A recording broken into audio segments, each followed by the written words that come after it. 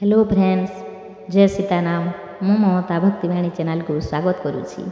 आज आम आपण आनीछु सूर्य द्वादश नाम स्तोत्रम। सूर्य हेउछंती सकल शक्तिर आधार। समस्त देवादेवी मध्यरु आमे केवल प्रत्यक्ष भाव सूर्य की ही देखिपारुछि और बाकी सब देवादेवी को कल्पना करी प्रतिमूर्ति को पूजा करुछि। एणु निरोग रहिबाकु हेले प्रतिदिन सूर्य को जलदान करबा उचित। सूर्यंकर एही 12टी नाम को प्रतिदिन प्रातः काल पठन करबा उचित। यहाकू पढ़िले दुस्वप्न नाश हुए, दुख दूर हुए और दरिद्र दोषरु मध्य मुक्ति मिली थाए। सकल तीर्थ दर्शन कले जो पुण्य मिली थाए ताहा एही 12टी नामर पठन रे ही मिली जाई थाए।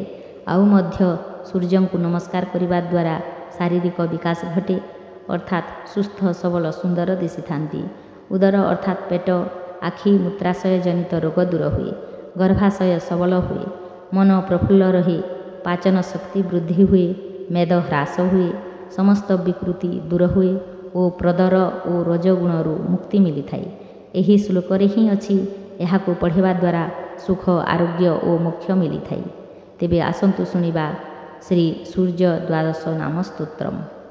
आदित्य प्रथमं नामं, द्वितीयं तु दिवाकरः, तृतीयं भास्करः प्रोक्तं, चतुर्थं तु प्रभाकरः, पंचमं तु सहस्रांशु, षष्ठे चैव त्रिलोचनः, सप्तमं हरिदशस्वच्छ, अष्टमं तु विभावसुः, नवमं दिनतुत्प्रन्तं, दशमं द्वादशात्मकः, एकादशं त्रयीमूर्ति, द्वादश सूर्य एव च।